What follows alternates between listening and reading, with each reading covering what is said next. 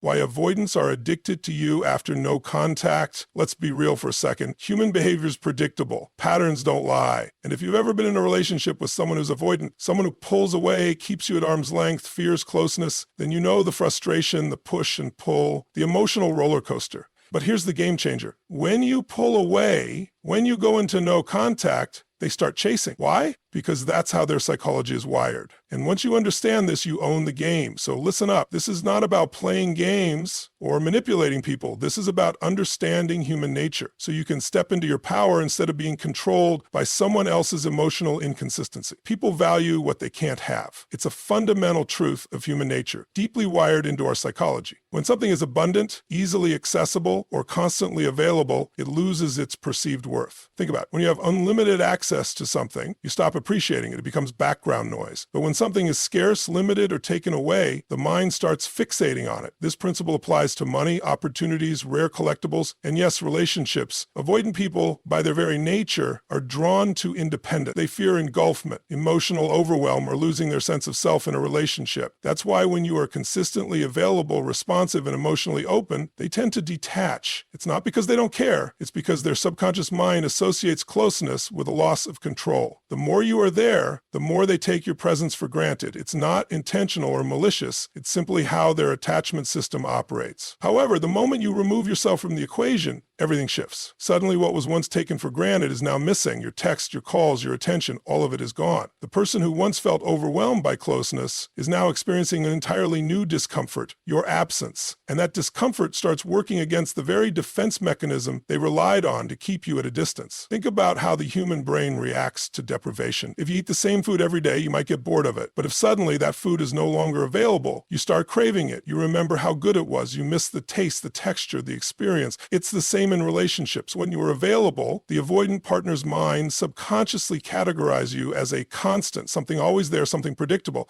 But once you're gone, that perception is shattered. Your presence is no longer a given. Now it's a loss. And human beings react far more intensely to losing something than they do to simply having it. Avoidants might not respond immediately. They may even seem unaffected at first. But over time, as the reality of your absence settles in, their mind starts recalibrating. The dynamic they once controlled is no longer in their hands. They used to be able to pull away knowing you'd always be there. But now they're left wondering why you aren't chasing, why you aren't reaching out, why you aren't trying to fix things. And that wondering creates a powerful internal conflict that pulls them toward you. It's not about playing games or manipulation. It's about recognizing that true value is created through boundaries and self-respect. When you stop overgiving, overexplaining, and overproving your worth, you naturally become more attractive, not just to an avoidant partner, but to anyone, because people who value themselves command respect. They don't beg for attention. They don't settle for one-sided relationships. And when someone with an avoidant attachment style senses that they might actually be losing you for good, their attachment system flips. They feel the impact of your absence more deeply than they ever felt your presence. What's happening here is simple. The avoidant's mind is shifting from a place of security to a place of uncertainty. Before, they knew they had you. Now they're unsure. And that uncertainty is what triggers the feeling of loss. Instead of you being the one anxiously wondering where you stand, they are now the ones experiencing doubt. And when people start doubting, they start chasing clarity. They seek reassurance. They want to know if they still matter. This is why no contact works so effectively in these dynamics. It interrupts the cycle of pursuit and withdrawal, forcing the avoidant partner to experience what they have been avoiding. Emotional connection and the fear of losing it. Our brains are wired to seek certainty. We crave predictability because it gives us a sense of control over our lives, our relationships, and our emotions. But what happens when something suddenly becomes uncertain? What happens when we're left without closure, without answers, without knowing what's coming next? We become obsessed. We fixate. We replay scenarios in our minds trying to make sense of what went wrong, what we missed, and what we need to do to regain control. This is exactly what happens when an avoidant partner is met with no contact. The moment you stop reaching out, stop trying to fix things, stop making yourself available, you create emotional uncertainty in their mind. They were used to you being there. They were used to being able to predict your behavior. They knew that no matter how much they pulled away, you would always be there, waiting, reaching, trying. That certainty allowed them to feel safe in their avoidance. But when you remove yourself from the dynamic, you break that predictability. At first, they might feel relief. Avoidance needs space, and they often feel overwhelmed by emotional closeness. So when you go silent, they might initially tell themselves, good, I finally have the space I need. But as time goes on, something interesting happens. Their mind starts to wander. Why haven't they reached out? Why are they suddenly so distant? Are they moving on? These questions begin to loop in their subconscious, and suddenly they're experiencing something they never expected. Uncertainty about you. Uncertainty is a powerful force in human psychology. It triggers the same neural pathways in the brain that are linked to addiction. Think about the last time you were waiting for a text from someone you really cared about. Every minute that passed without a response made you check your phone. You started overanalyzing, you couldn't focus. The simple act of waiting created a deep psychological response, making you want that message even more. Now apply that same principle to an avoidant person who is suddenly experiencing the absence of someone they assumed would always be there. The more time that passes, the more their brain starts to fill in the gaps. Instead of feeling overwhelmed by your presence, they now feel consumed by your absence. The person who once felt in control now feels out of control. The person who once felt distant now feels drawn in. And it's all because the certainty they relied on no longer exists. This emotional uncertainty creates a powerful internal shift. The avoidant person starts to crave the very thing they once pushed away. Their mind starts seeking closure, understanding, and reassurance. They start remembering the good times. They start questioning whether they made a mistake. And the moment those thoughts take root, the obsession begins. They check your social media. They wonder if you're thinking about them. They debate reaching out. They feel an unfamiliar discomfort, the feeling of not knowing where they stand with you. And here's the key. People chase what they can't figure out. When someone feels they have you figured out, they stop feeling urgency. But when they feel uncertain, that urgency spikes. This is why no contact is so powerful. It forces the avoidant to sit in the unknown. It forces them to feel the emotions they've been avoiding. It forces them to experience the very discomfort they once made you feel. It's important to note that this isn't about manipulation or playing games. This is about allowing the natural balance of human psychology to work in your favor. You're not punishing them. You're not seeking revenge. You're simply creating the space necessary for them to experience what it feels like to not have you. And in that space, their mind does all the work for you, because when people face uncertainty, they seek resolution, and more often than not, that resolution leads them right back to you. When you chase someone who is avoidant, they instinctively pull away. It's not because they don't care, but because their subconscious wiring makes them feel threatened by too much emotional closeness. They equate intimacy with a loss of independence, and when you push for connection, their natural response is to retreat. It's frustrating, but it's also predictable. However, what happens when you stop chasing?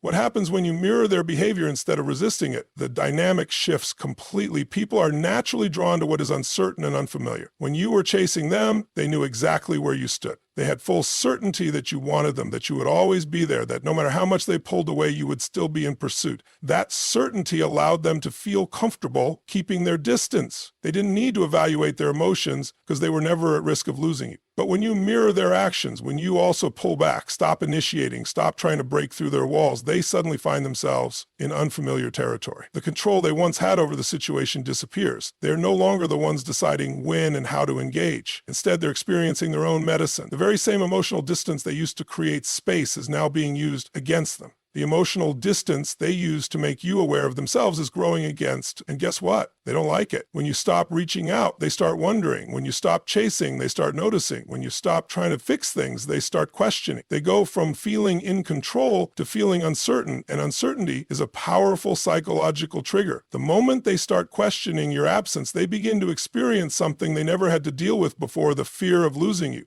Mirroring is powerful because it forces an avoidant to face their own emotional patterns. When they pulled away before, they did so with the belief that you would still be there waiting. But now that you're gone, they're left with their own thoughts, their own emotions, and a growing sense of discomfort. Instead of having the luxury of space without consequence, they now have to confront what that space actually feels like. In relationships, people take on different roles. When one person is the pursuer and the other is the distancer, the pattern becomes predictable. But when the pursuer suddenly stops, when the person who was once always reaching out suddenly disappears, the distancer feels the shift. They feel the absence. They feel the loss of control. And in many cases, they begin to react in ways they never expected. This is why after no contact, avoidants often come back, not because they had some grand realization overnight, but because they are now feeling the very thing they were avoiding, emotional discomfort. They start to see you differently. The certainty they once had about you has vanished, and in its place is curiosity, anxiety, and a growing need to reconnect. They may not understand why they feel this way, but they will feel it. And when people feel something deeply enough, they take action. By mirroring their behavior, you're not manipulating them, you're showing them what it feels like to be on the receiving end of emotional distance. You're shifting the dynamic in a way that forces them to experience what they put you through, and in doing so, you create the very thing that makes people crave connection, mystery, uncertainty, and the fear of loss.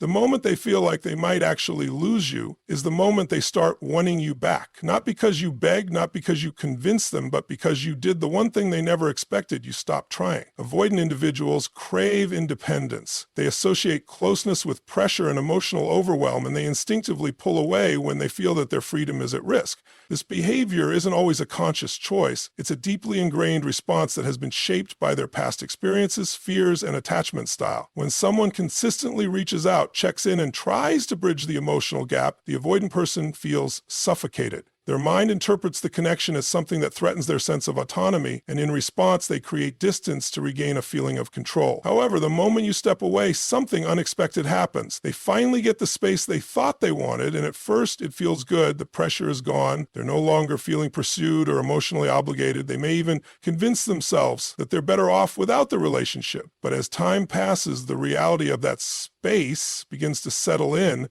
and it doesn't feel as freeing as they imagine. When you stop reaching out, they are no longer reacting to the perceived pressure of closeness. Instead, they are left alone with their thoughts. They no longer have the distraction of pushing someone away or managing their emotional defenses. Instead, they begin to notice the absence of what was once there. That absence creates a shift in their perception. Rather than feeling relieved, they begin to feel something new, a sense of loss. This is where the paradox of freedom comes into play. While avoidants fear emotional closeness, they also fear being alone. They want connection, but on their own terms. They desire love, but without the fear of being consumed by it. When you were present, they felt suffocated, but now that you're gone, they experience something unexpected: a lack of control. Before, they had the power to pull away whenever they wanted. They controlled the pace of the relationship. But when you stop engaging, when you remove yourself from the equation, they are no longer in charge of the dynamic.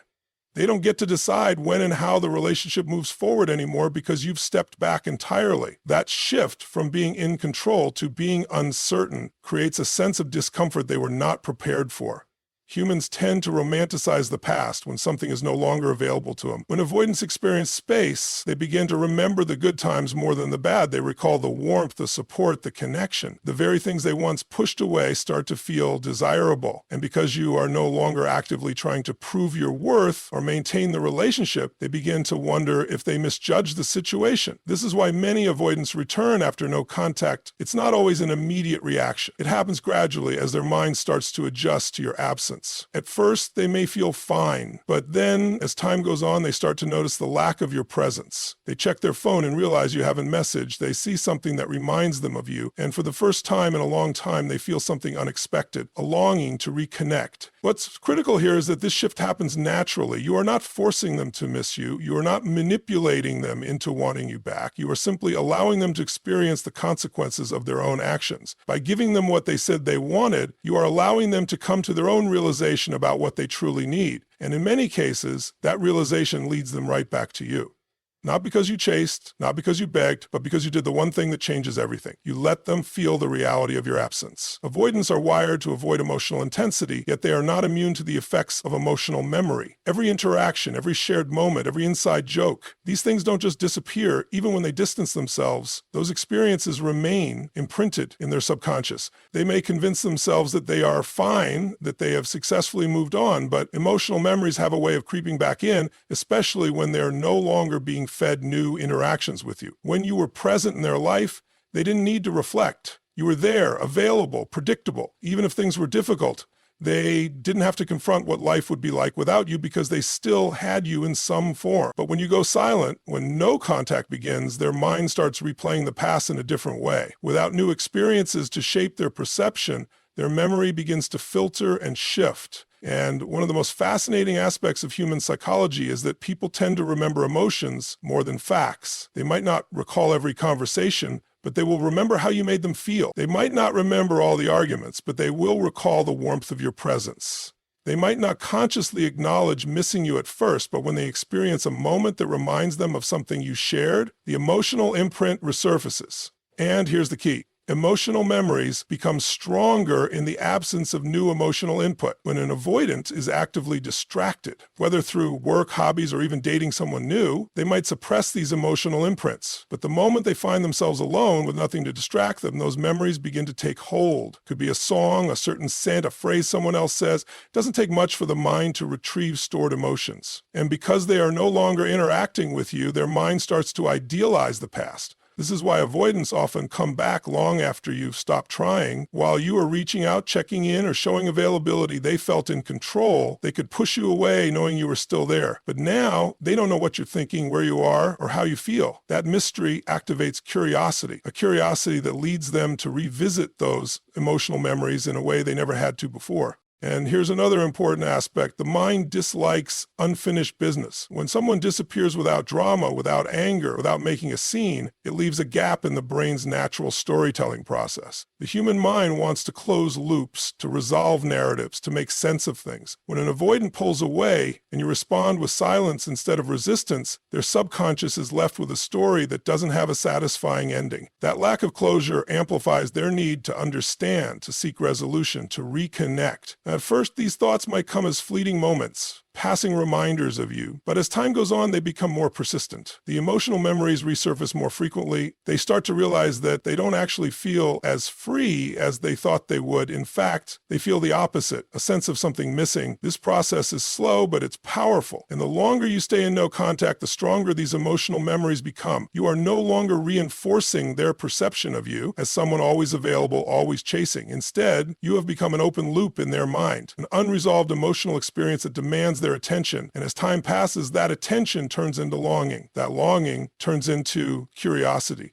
And that curiosity turns into action. Avoidants are often unaware of their own emotional patterns. They spend so much time suppressing their feelings, avoiding deep emotional connections, and prioritizing their independence that they rarely pause to reflect on how their actions impact their relationships. When they pull away, they do so because it feels safe, because emotional closeness triggers something uncomfortable in them, whether it's fear of engulfment, fear of dependency, or simply fear of vulnerability. They assume that distance will give them relief, that space will make everything feel lighter. But when you go no contact, something unexpected happens. The space they thought they wanted begins to feel different. It's no longer about escaping emotional overwhelm. It becomes an absence they can't quite explain. And this shift is what forces an avoidant to truly process their emotions for the first time. Avoidants rarely confront their feelings in real time. When something emotional happens, their instinct is to suppress, rationalize, or distract themselves. They use logic to explain their choices, telling themselves that relationships are too complicated, that they need space, that they don't want to be tied down. They keep themselves busy with work, hobbies, or even casual relationships to avoid sitting with uncomfortable emotions. But when you step away completely, the distractions start to lose their power. They might try to convince themselves that they're fine, that your absence doesn't affect them. And in the short term, they might even believe it. But the mind doesn't just erase attachments, it processes them over time. And since they no longer have the external distraction of your presence, they are left with only their internal emotions. At first, they might feel relief. No more pressure, no more expectations. But then, as days and weeks pass, something shifts. There's a moment, maybe small at first, when they realize that their world feels different without you in it. A song comes on that reminds them of a moment you shared. They go to a place you once visited together, and suddenly it feels emptier. They experience a problem, and for the first time, they can't instinctively turn to you for support. These seemingly insignificant moments start to build up, and without realizing it, they are feeling things they never allowed themselves to feel before, because no contact isn't just about you disappearing, it's about breaking a cycle. When you were always available, they never had to fully process what your presence meant to them. They never had to experience what life would be like without you. But now, with your silence, they are forced to do the one thing they spent so long avoiding: sit with their emotions. This is when the internal conflict begins. Avoidants rely on a belief system that tells them relationships are burdensome, that they need space, that they don't need emotional closeness to be happy. But now their own mind is contradicting them. They start to realize that they don't actually feel as free as they thought they would. Instead, they feel a growing discomfort, a void they didn't anticipate. And this discomfort forces them to reflect. They start questioning, did I make the right choice? Why do I keep thinking about them? Why does it feel like something is missing? These thoughts become more persistent, and for many avoidants, this is the first time they truly acknowledge their own emotions instead of suppressing them. It doesn't always happen overnight. Some avoidants take longer than others to process these feelings, but the key is that no contact creates the space for this internal shift to happen. By removing yourself completely, you allow their mind to naturally work through the emotions they never confronted before. You aren't forcing them to miss you. You are allowing them to experience the reality of your absence. And in that space, their suppressed emotions finally surface, leading them to the one realization they never expected to have. They actually care more than they ever admitted. At the core of human psychology lies a simple truth. People value what they believe they might lose. Avoidants may push love away, but they are not immune to emotional connections. They convince themselves that space will bring relief, that distance is necessary, but what they don't anticipate is the power of absence. When you stop chasing, stop proving, stop giving them a guaranteed presence, you create something they are not used to. Uncertainty. And uncertainty breeds curiosity, longing, and the realization that maybe, just maybe, they made a mistake. No contact is not about manipulation. It's not about playing games or trying to make someone suffer. It's about reclaiming your power. It's about recognizing that you deserve a connection that is mutual, that you are not someone's emotional safety net while they figure out their own fears. By stepping away, you give both yourself and the avoidant person the opportunity to see things clearly, and in that silence, in that space, the truth reveals itself. Whether they come back or not, one thing is certain. You will never again have to question your worth because you will have proven to yourself that you are enough with or without them. Thank you for taking this journey with me today.